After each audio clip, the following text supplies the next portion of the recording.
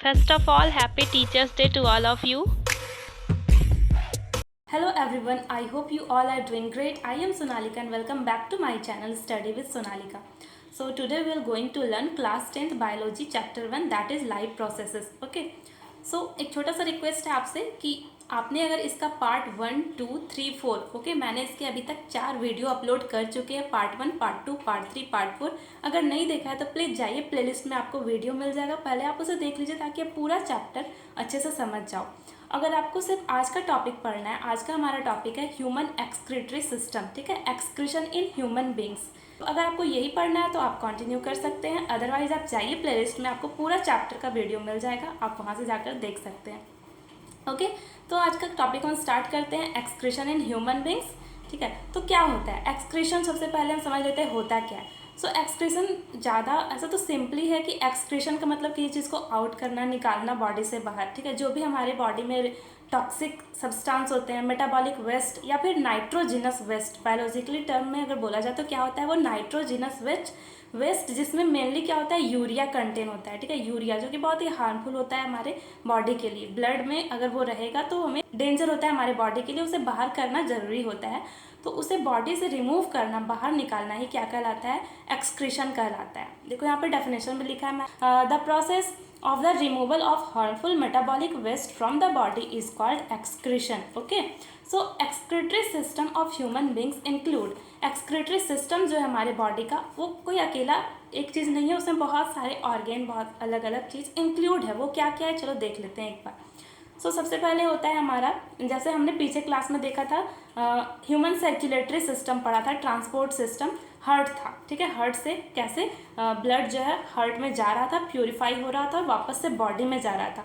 तो पूरे बॉडी से इम्प्योर ब्लड को, CO2 रिच ब्लड को कौन लेके जा रहा था, वेन में कौन, वेना कावा, जो कि सबसे लार्जेस्ट वेन होता है। तो यहाँ ब्लू कलर का जो डायग्राम दिख रहा है आपको, वही है, वही वाला वेन है, वेना कावा। और एक था आर्टरी, जो कि क्या कर रहा था, प्यूरिफाई ब्लड को, ऑक्सीजन रिच ब्लड को हार्ट से पूरे सेल्स तक, बॉडी तक लेके जा रहा था, दैट इज आयोटा। आर्टरी था वो, आर्टरी में सबसे लार्जेस्ट आर्टरी का नाम था आयोटा। तो ये वही वाला आर्टरी है। ठीक है, तो इसी के थ्रू क्या होता है, अब यहाँ पे भी ब्लड आता है। यहाँ पे मतलब किडनी में, हमारे बॉडी में क्या है, पेयर ऑफ किडनी है। ठीक है, दोनों साइड होता है, एक लेफ्ट किडनी एक राइट किडनी। ये है हमारा राइट साइड वाला किडनी और एक लेफ्ट साइड वाला किडनी।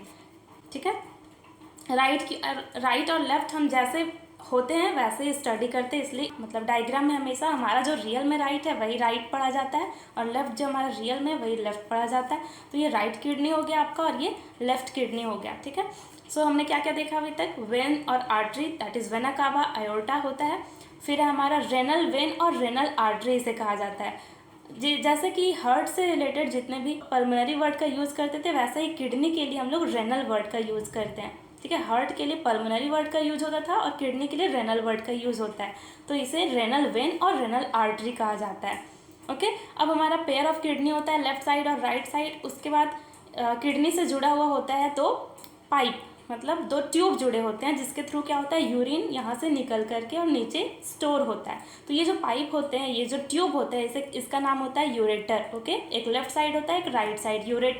यूरेटर किससे जुड़ा होता है, हमारा ब्लडर से, यानी कि इसे यूरिनरी ब्लडर कहते हैं। ओके, यूरिनरी ब्लडर मतलब यहाँ पे यूरिन स्टोर होता है, जो कि मस्कुलर ऑर्गेन है एक, और time to time regular interval पे यहाँ पे यूरिन फिर एक्सक्रीट होते रहता है, डिस्चार्ज होते रहता है, किसके थ्रू, यूरेथ्रा के थ्रू।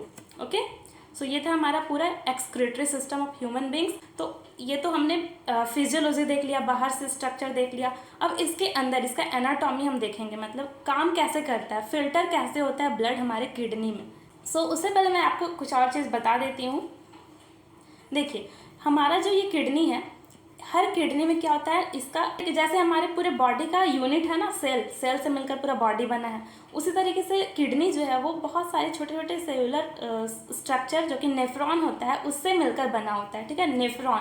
तो अगर बोला जाए, क्वेश्चन आए कि what is the unit of kidney, तो आंसर होगा आपका नेफ्रॉन। मतलब यहाँ पे बहुत सारे नेफ्रॉन रहते हैं, वही नेफ्रॉन जो है वो क्या करते हैं, हमारे ब्लड को फिल्टर करते हैं, छानने का काम करते हैं, उससे टॉक्सिक चीज़ों को अलग कर देते हैं और फिर जो मेन इम्पॉर्टेंट चीज़ होता है, ज़रूरी वाला चीज़ होता है, उसे वापस से बॉडी में भेज देते हैं। कौन करता है ये काम, नेफ्रॉन करता है। Okay, NEPHRON, nephron. ओके, सो नेफ्रॉन यहाँ पे कितना होता है, हर किडनी में, एक किडनी में लगभग 1.2 मिलियन नेफ्रॉन पाए जाते हैं। कितना, 1.2 मिलियन, मतलब 10 से 12 लाख नेफ्रॉन हर किडनी में पाए जाते हैं, दोनों में। ओके, और क्या होता है कि हमारा जो किडनी होता है वो 1 मिनट में लगभग, ठीक है, 1 मिनट में लगभग 120 ml ब्लड को प्योरीफाई करता है। 1 मिनट में कितना ब्लड को प्योरीफाई करता है, लगभग 120 ml ब्लड को प्योरीफाई कर सकता है। अब नेफ्रॉन क्या होता है, कैसे काम करता है, जो कि किडनी के अंदर प्रेजेंट होता है, वो हम देखते हैं अभी आगे। ठीक है, चलो आगे बढ़ते हैं। ओके, तो अब हम देख लेते हैं नेफ्रॉन का स्ट्रक्चर। ठीक है, किडनी था हमारा, किडनी में बहुत सारे लाखों नेफ्रॉन प्रेजेंट होते हैं। किडनी का यूनिट है नेफ्रॉन। तो एक नेफ्रॉन को हम देखते हैं यहाँ पर। ठीक है, माइक्रोस्कोप से देखेंगे तो ही हमें दिखेगा उसका डायग्राम, बड़ा लार्ज स्ट्रक्चर उसका।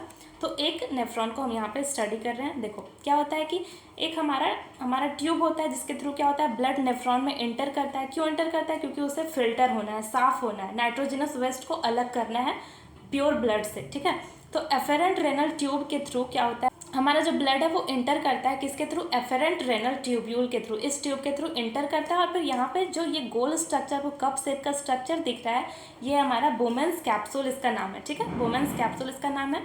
तो यहाँ पे क्या होता है, जैसे एफेरेंट रेनल ट्यूब्यूल के थ्रू ब्लड इंटर करता है, तो क्यों इंटर हो रहा है, ब्लड को फिल्टर करने के लिए, उसे छानने के लिए, खराब चीज़ को आगे भेजेगा, और अच्छा चीज़ को, अच्छा ब्लड है, प्योर ब्लड है, उसे एक और ट्यूब इसी से जुड़ा होता है, जिसका नाम होता है एफेरेंट नीचे होता है, और जिससे ब्लड छन करके वापस चला जाता है, उसका नाम होता है इफेरेंट रेनल ट्यूब्यूल। इसके थ्रू अच्छा वाला ब्लड, प्योर वाला ब्लड को भेज दिया जाता है। ठीक है, एफेरेंट में डिफरेंस क्लियर हो गया होगा। चलो आगे देखते हैं। तो क्या होता है, यहाँ जैसे एफेरेंट, ठीक है, नीचे वाला एफेरेंट रेनल ट्यूब्यूल से ब्लड आया, तो ब्लड में बहुत सारा चीज़ होता है हमारा, नाइट्रोजनस वेस्ट, यूरिया तो होता ही है, लेकिन यूरिया तो खराब है, उसे तो बॉडी से निकलना ही है, पर उसके साथ बहुत सारे अच्छे चीज़ भी होते हैं, जैसे कि ग्लूकोज हो गया हमारा, अमाइनो एसिड हो गया, वाटर हो गया, सॉल्ट हो गया, ये सारे भी प्रेजेंट होते हैं, जो कि जब बहुत ज़्यादा प्रेशर के साथ, एफेरेंट रेनल ट्यूब हल्का मोटा होता है, ठीक है, एज़ कम्पेयर टू इफेरेंट, जिससे वापस प्योर वाला ब्लड वापस भेजा जाता है, वो थोड़ा नैरो होता है, पतला, और एफेरेंट थोड़ा चौड़ा होता है, ब्रॉड होता है। तो इसमें प्रेशर भी ज़्यादा पड़ता है यहाँ पे बोमेंस कैप्सूल पे। यहाँ पे ब्लड कैपिलरीज प्रेजेंट होते हैं, जिसे ग्लोमेरुलस कहा जाता है। ठीक है, बोमेंस कैप्सूल के अंदर बहुत सारे ब्लड कैपिलरीज होते हैं, नेटवर्क होता है ब्लड का, उसे ग्लोमेरुलस कहा जाता है। तो जब ब्लड यहाँ से इंटर कर रहा होता है आगे, यानी कि इस ट्यूब्यूल में, ठीक है, कलेक्टिंग ट्यूब जो है, रेनल ट्यूब्यूल कलेक्ट करता है जो इम्प्योर चीज़ को, नाइट्रोजनस वेस्ट को, यूरिया को, यूरिन के साथ, उसमें क्या होता है कि अच्छे चीज़ भी चले जाते हैं। प्रेशर के साथ जब यहाँ से इंटर करता है, ये नाइट्रोजनस वेस्ट के साथ हमारा ब्लड फिल्टर होने के लिए अंदर जाता है, इसमें बहुत सारे छेद होते हैं, उसी के थ्रू अंदर जाता है, मतलब इसमें पास करता है। तो अच्छे चीज़ भी यूरिया के साथ साथ हमारे अच्छे चीज़, यानी glucose, amino acid, water, salt, ये भी चला जाता है। तो ये तो हमारी बॉडी के लिए अच्छा था, इसे तो हम बाहर नहीं निकाल सकते, ये तो ज़रूरी है बॉडी के लिए।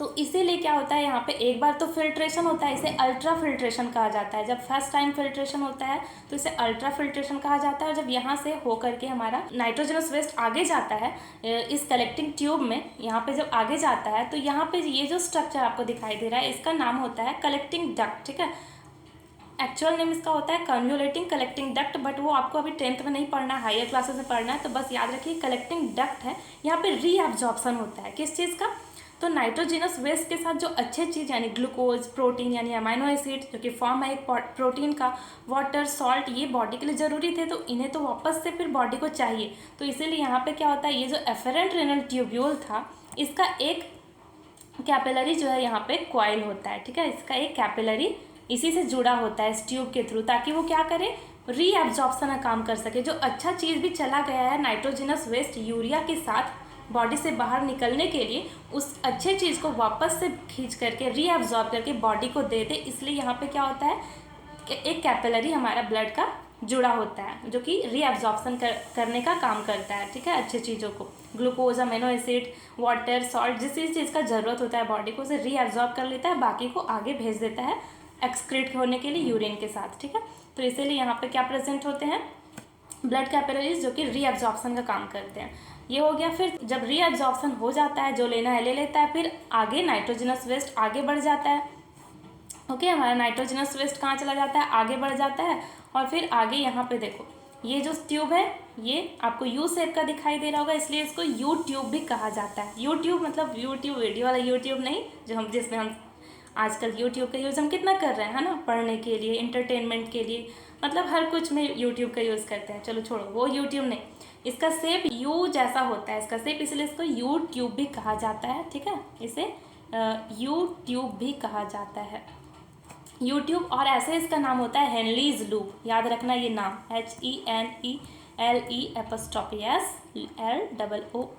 हेनलीज लूप इसका नाम होता है। ये जो यू शेप का आपको ट्यूब दिखाई दे रहा है, यहाँ पे क्या होता है, यहाँ पे जो एक्स्ट्रा वाटर है उसका फिर से मतलब जो भी अगर पानी का और ज़रूरत है बॉडी को, तो यहाँ पे फिर से उसे रीअब्जॉर्ब कर लिया जाता है पानी को यूट्यूब में। यानी हेनलीज लूप में क्या होता है, वाटर का रीअब्जॉर्प्शन होता है, और अगर ज़रूरत है बॉडी को पानी का तो ले लिया जाता है।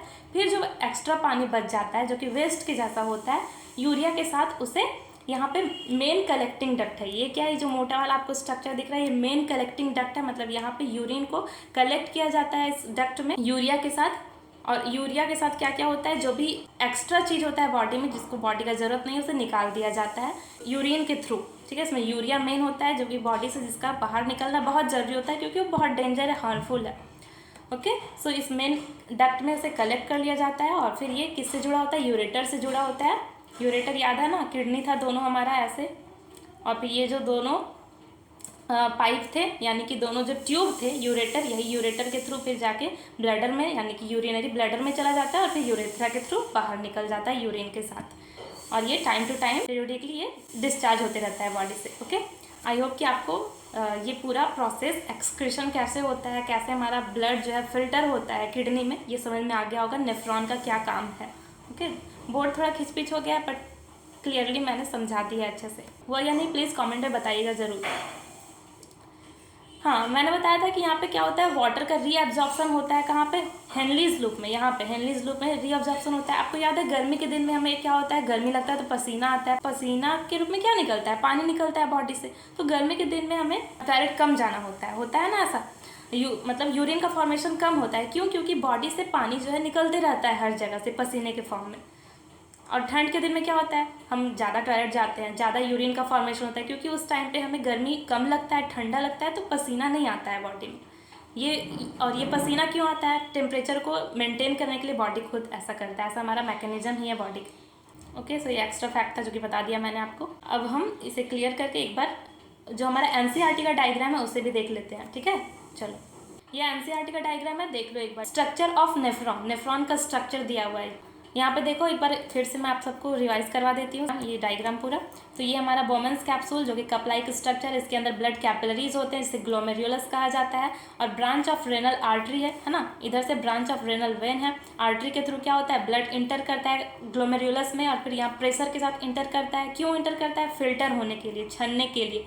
तो जो भी चीज़ छनता है वो आगे चला जाता है, और फिर जो अच्छा चीज़, अच्छा प्योर वाला ब्लड बचता है वो फिर वापस से बॉडी में चला जाता है। तो जब ये छानने का काम करता है, बोमेंस कैप्सूल से पास करता है, तो इसमें क्या होता है, सीलिया होते हैं, सीलिया के थ्रू ये आगे बढ़ते हुए चला जाता है।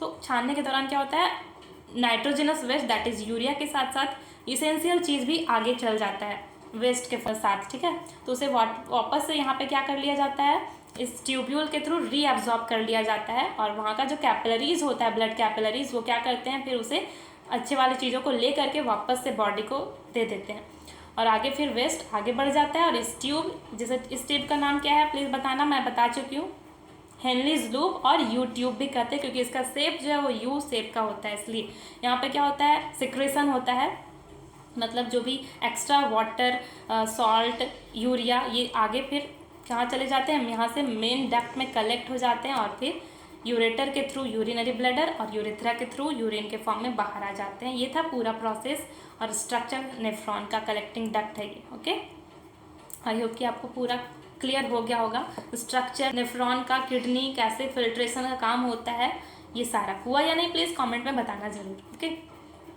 ओके, तो हमने देख लिया अभी कि कैसे पूरा फिल्ट्रेशन का काम होता है हमारे नेफ्रॉन में।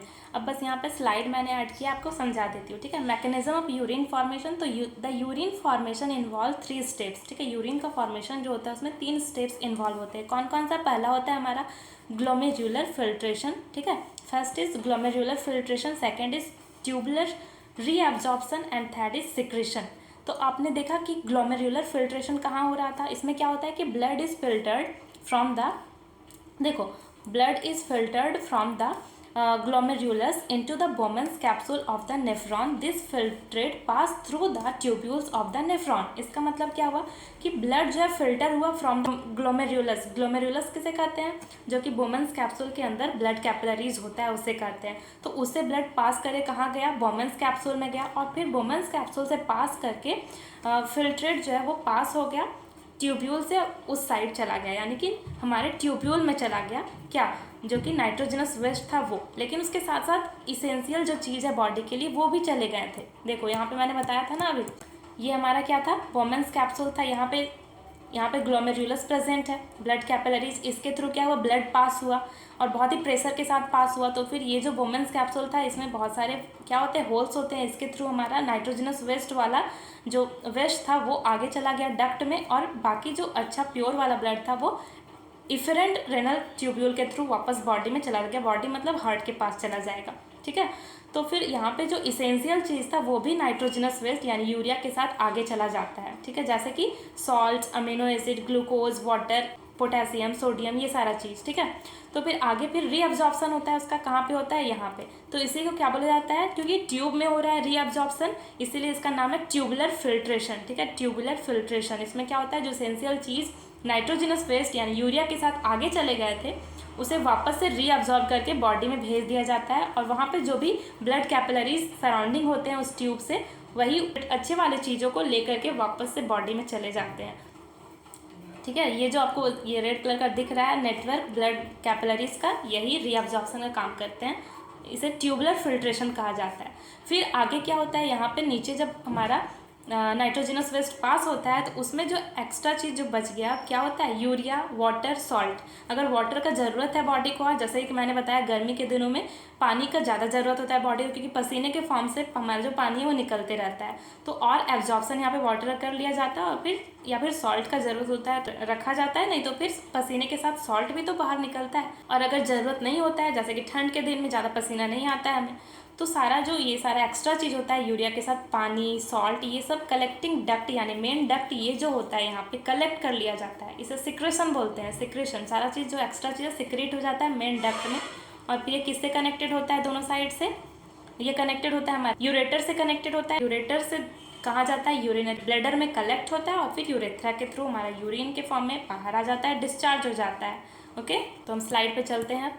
यहाँ पे हमने देखा था, फिर ट्यूबुलर रीअब्जॉर्प्शन मैंने समझा दिया कि यूजफुल सब्सटेंस जो होते हैं उसे क्या कर लिया जाता है, रीअब्जॉर्ब कर लिया जाता है फ्रॉम द फिल्ट्रेट इनटू, जैसे कि sodium, potassium, glucose, amino acid, ये सारा चीज़, ठीक है। और जो भी वहाँ पे कैपिलरीज सराउंडेड होते हैं उसमें भेज दिया जाता है ताकि वो बॉडी में वापस चला जाए अच्छा वाला चीज़। ओके, फिर सिक्रेशन, यूरिया, एक्स्ट्रा वाटर और सॉल्ट जो है सिक्रेट हो जाता है कहाँ पे, ट्यूब्यूल में, which open up into the collecting duct and into the ureter. Ureter में जाता है, यूरेटर से नीचे यूरिनरी ब्लैडर में, और फिर यूरेथ्रा के थ्रू यूरिन के फॉर्म में बाहर आ जाता है। ओके, आई होप कि आपको पूरा क्लियर हो गया होगा, स्लाइड और डायग्राम दोनों। और ये जो प्रोसेस होता है फिल्ट्रेशन होने का, इसे हम डायलिसिस भी करते हैं, ठीक है, डायलिसिस करते हैं। तो बहुत सारे पेशेंट आपने सुना होगा कि किसी दोनों किडनी खराब हो गया, किडनी फेलियर, सुना होगा ना ये टर्म किडनी फेलियर, तो उसे डॉक्टर क्या एडवाइस करते हैं, क्या करवाना पड़ता है, उसे डायलिसिस कराना पड़ता है। तो ये जो प्रोसेस हो रहा था बॉडी के अंदर, यही डायलिसिस कहलाता है। तो जब डायलिसिस बॉडी खुद नहीं कर पाता है, क्योंकि किडनी का ही काम है ब्लड को फिल्टर करना, प्योर करना, तो किडनी खराब हो जाने से वो काम बॉडी के अंदर तो होगा नहीं, क्योंकि किडनी ही खराब हो चुका है। इसे हीमोडायलिसिस भी कहा जाता है, डायलिसिस या फिर हीमो मतलब हीमोग्लोबिन, ब्लड को फिल्टर करना, डायलिसिस करना। तो क्या होता है उस कंडीशन में पेशेंट को डायलिसिस कराना पड़ता है, और ये एक दिन में लगभग उसे, अगर डायलिसिस कोई करवाता है तो 4-5 घंटा लग जाता है एक बार डायलिसिस कराने में, एक दिन में। तो ये रोज़ कोई करवा नहीं सकता है, इसका डॉक्टर एडवाइस करते हैं कैसे करवाना है, इंटरवल बता देते हैं। बट एक चीज़ याद रखना कि डायलिसिस के थ्रू रीअब्जॉर्प्शन का काम नहीं हो सकता है, जो कि हमारे बॉडी में हो रहा था ना, कि जो इसेंशियल चीज़ होते हैं उनका रीअब्जॉर्प्शन कर लिया जा रहा था बॉडी के द्वारा। तो ये डायलिसिस मशीन होता है, डायलाइज़र, उसके थ्रू रीअब्जॉर्प्शन का काम नहीं हो सकता है। ओके, तो देख लेते हैं इसमें होता है क्या, the process of purifying blood bye an artificial kidney, ठीक है। आर्टिफिशियल किडनी मतलब अगर बॉडी के बाहर किसी की किडनी खराब हो गया तो बॉडी के अंदर तो उसका ब्लड फिल्टर होगा नहीं, प्योर होगा नहीं, तो उसके ब्लड को बॉडी के बाहर मशीन्स के द्वारा फिल्टर करवाया जाता है। इसे आर्टिफिशियल किडनी कहते हैं। It is made for kidney failure patient. और ये किसके लिए काम करता है, किसके लिए है ये प्रोसेस हीमोडायलिसिस? जिसका किडनी खराब हो गया, फेलियर हो गया, उन सारे पेशेंट्स के लिए होता है। ठीक है, आर्टिफिशियली तरीके से, मतलब कृत्रिम तरीके से, नेचुरल नहीं, मशीन के द्वारा कराया जाता है। आपके एनसीईआरटी में भी दिया हुआ है, प्लीज़ जाके एक बार एनसीईआरटी ज़रूर पढ़ना। मैं बार बार बोल रही हूँ, एनसीईआरटी पढ़ना बहुत ज़रूरी है। बहुत सारी चीज़ जो है स्लाइड में हम ऐड नहीं करते हैं, बता तो मैं सब कुछ देती हूँ, बट बहुत सारी चीज़ एनसीईआरटी में एक्स्ट्रा भी रहता है, आप जाकर उसे ज़रूर पढ़िएगा। ओके, ये देखो, ये डायलिसिस का डायग्राम है जो कि मैंने बनाया था अपने प्रैक्टिकल में, अपने वाइवा में। ठीक है, कॉलेज में हम लोग को मॉडल बनाना होता था, तो फिर मैंने डायलिसिस का प्रोसेस, डायलिसिस पे मॉडल बनाया था और फिर मेरा वाइवा हुआ था उस पर। ये देखो मैंने कैसे बनाया था, जुगाड़ लगाया था, ये डॉल लगा दिया मैंने। डॉल मतलब ये पेशेंट है, यहाँ पे लिखा भी हुआ है पेशेंट। और फिर इस यहाँ पे डायलाइज़र है, डायलाइज़र का ही काम होता है, ये आर्टिफिशियल किडनी इसी को बोल सकते हैं। इसी में क्या होता है, ब्लड जो है जाता है और फिर फिल्टर करके वापस से फिल्टर वाले ब्लड को भेजा जाता है किडनी में, मतलब बॉडी में। और जो यूरिन होता है, क्योंकि यूरिन कब बनेगा, जब हमारा ब्लड फिल्टर होगा तभी यूरिन बन रहा है। हमने देखा था बॉडी में, जो कि नेचुरली हो रहा था। लेकिन जिसका किडनी फेलियर हो जाता है उसमें तो यूरिन भी नहीं बनेगा, ब्लड फिल्टर नहीं होगा, तो फिर यूरिन भी बाहर बनता है उसके बॉडी से और फिर फिल्टर करके ब्लड को वापस से बॉडी के अंदर डाला जाता है। क्योंकि उसका बॉडी का जो किडनी है, किडनी फेलियर हो चुका है, तो फिर ये बाहर करवाया जाता है। और एक हेपेरिन नाम का प्रोटीन होता है, उसे डाला जाता है ब्लड में। इस दौरान क्यों डाला जाता है, हेपेरिन प्रोटीन जो होता है उसका काम होता है ब्लड क्लॉट नहीं होने देता है ब्लड में। ओके, तो अब हम देखते हैं एक्सक्रीशन इन प्लांट्स। ठीक है, अभी हमने पीछे क्या देखा था, एक्सक्रीशन इन एनिमल्स। तो एनिमल्स में तो एक्सक्रीशन का प्रोसेस थोड़ा कॉम्प्लिकेटेड था, बट प्लांट के केस में ऐसा नहीं होता है। प्लांट के केस में जो एक्सक्रीशन का प्रोसेस होता है वो सिंपल है, ईजी है। जैसे कि सबसे पहले पॉइंट देखो, फर्स्ट पॉइंट क्या है हमारा, oxygen release during photosynthesis. Photosynthesis के टाइम पे क्या होता है, ऑक्सीजन रिलीज होता है, पता है। तो वो जो ऑक्सीजन होता है उनके बॉडी में, वो उनके लिए क्या होता है, वेस्ट होता है। उनके लिए तो CO2 यूजफुल होता है, तो वेस्ट के फॉर्म में ऑक्सीजन निकाल देते हैं फोटोसिंथेसिस के time. H2O by transpiration. Transpiration मतलब the loss of water from the leaf of plant in the form of water vapour, है ना। वाटर वेपर के फॉर्म में जो पत्तियों से वाटर का लॉस होता है वो क्या होता है, ट्रांसपिरेशन का प्रोसेस है। तो वाटर वेपर जो निकल रहा है, वाटर निकल रहा है, वो भी एक्सक्रीशन है प्लांट्स में।